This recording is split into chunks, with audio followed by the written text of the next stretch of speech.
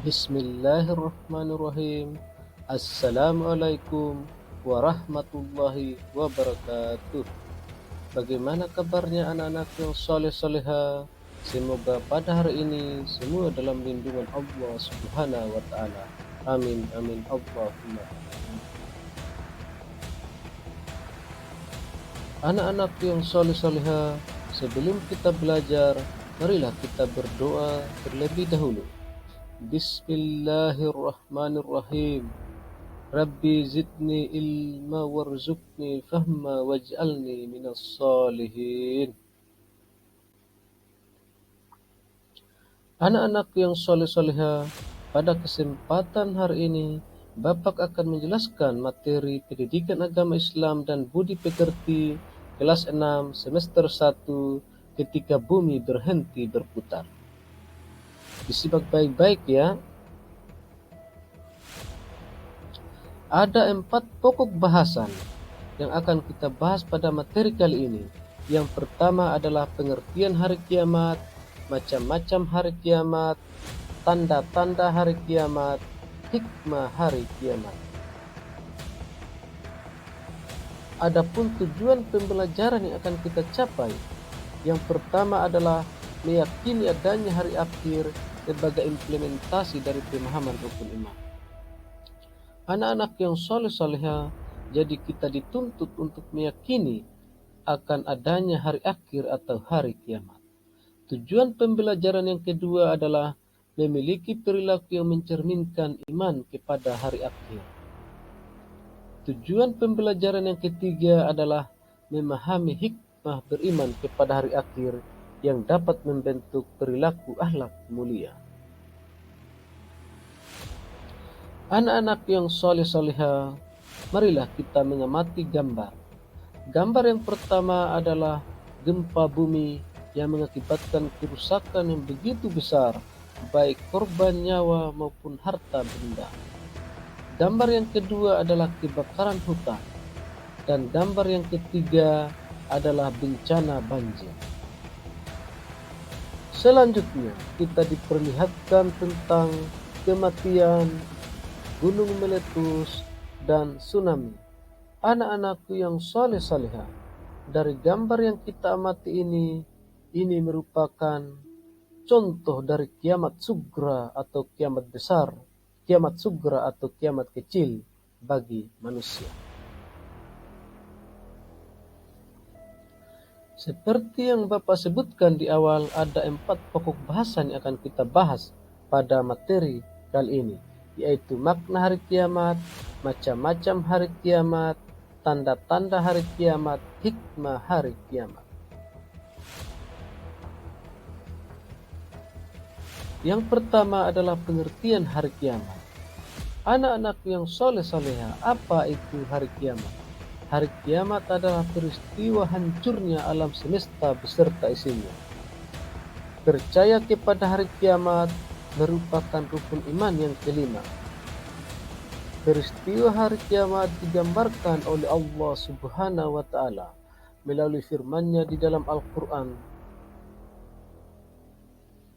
yaitu Quran surat Al-Qaryah ayat 1-5. Hari kiamat. Apakah hari kiamat itu? Tahukah kamu apakah hari kiamat itu? Pada hari itu manusia adalah seperti anai-anai yang bertebaran, dan gunung-gunung adalah seperti bulu yang dihambur-hamburkan.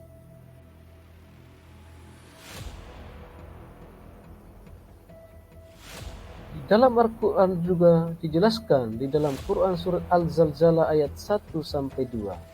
Apabila bumi diguncangkan dengan guncangan yang dahsyat, dan bumi telah mengeluarkan beban-beban berat yang dikandungnya, dan manusia bertanya, mengapa bumi menjadi begini?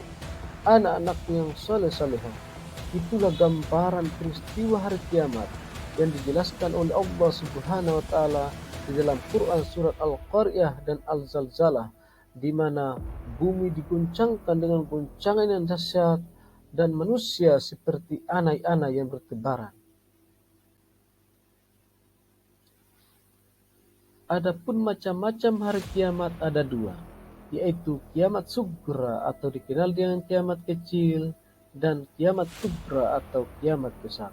Anak-anak yang saleh-salehah, kiamat subra adalah peristiwa hancurnya alam atau makhluk di lingkungan sekitar kita, seperti kematian, bencana banjir, tanah longsor, gempa bumi, dan tsunami. Sedangkan kiamat kubra atau kiamat besar adalah peristiwa hancurnya alam semesta beserta isinya, seperti yang Bapak sudah jelaskan di dalam Quran surah Al-Qaryah dan Al-Zalzalah, di mana seluruh bumi beserta isinya akan hancur dan tidak ada satu makhluk pun yang hidup pada saat itu.